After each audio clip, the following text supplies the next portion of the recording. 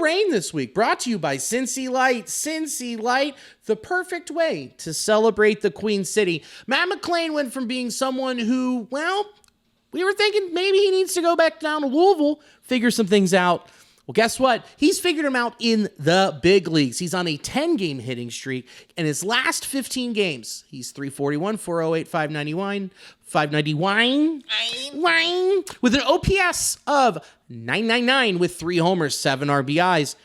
What has changed for Matty Ice at the dish, and is he finally back to his 2023 form? I think his confidence has definitely jumped up. I think a lot of the unluckiness that he has had, I think those balls are starting to drop more frequently.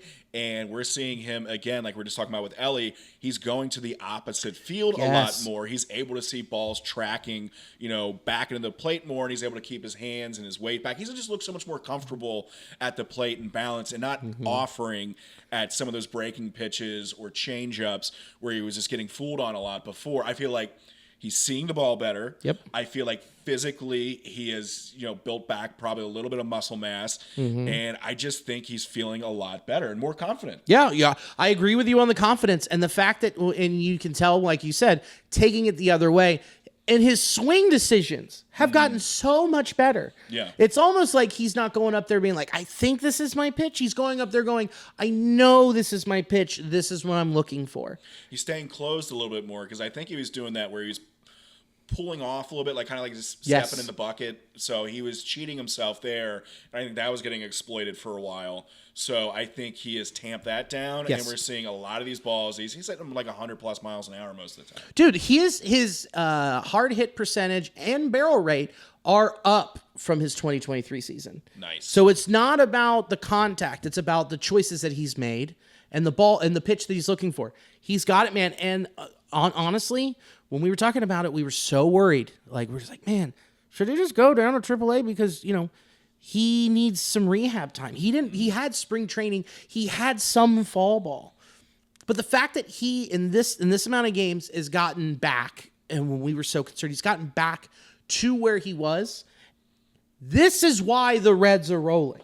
He was the cog we were missing. This is the dude who had a 4.3 WAR in 80-some games in 2023, because this guy gets the lineup going and makes it even longer.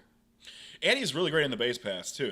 I think he's still a perfect 14 of 14 for steals. He's fast. Yeah, so he is an intelligent base runner. You saw some of the plays he made, I think, a couple series ago, where he snuck around the base runner. I think it was in Cleveland, where he just manufactured an out.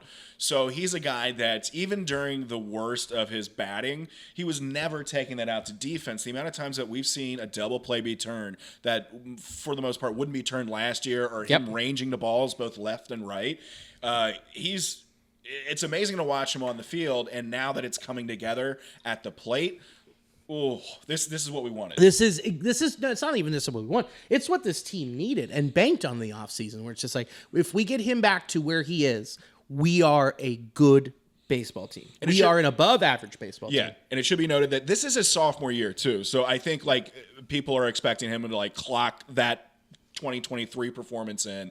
But he's still a young guy. We take that for granted. He did miss all of last year, but he missed all of last year. Yeah. So, and again, like we talked about, it's a back surgery. It's not like a toe situation. Yeah. This is a big part of your body. It's a huge muscle back here. Yeah, and have you seen his back, man? Ooh, that's a big back. Yeah, it's a big old back. You're talking about my back? Yeah, I'll turn it for you. Yeah, it's a big back. But yeah, I'm stoked he's doing well, and he's extending the lineup. He's providing pop and Ellie to move him back up to the 2-hole probably for the foreseeable future. Yep. That is terrific to have him up there with TJ Friel doing well. Ellie with the hot bat. Yeah. Lux is doing some good things when he's around up there. Stevenson. Yeah. So I'm loving what I'm seeing. So this is a perfect guy. Yeah, I mean, putting him in that 9-hole, putting him there was just like, dude, figure it out. If you can't start to figure it out where there's zero pressure, then that was the next step. But guess what? He didn't have that pressure. Had to be more like conscious of what he was swinging at, because he was getting less AB since he was so low in the lineup. So yeah, dude, this is the dude that we thought he was going to be. Just took a little longer than we expected. And I am so glad that Matty Ice has ice in his veins and is just crushing it. And like you said, defensively, like there's a couple plays that it's just like he's fumbled it around, but it's like he made it insane. The range on it was insane to make in the first place. Like that one he had today where it just hit off that heel. It just like happens. Yeah, I was thinking about, okay, Jonathan India or just another second baseman, are they able to get to that ball? So I just think it was, again, a tough play that he made it look a lot easier than what it should have. 100% agreed.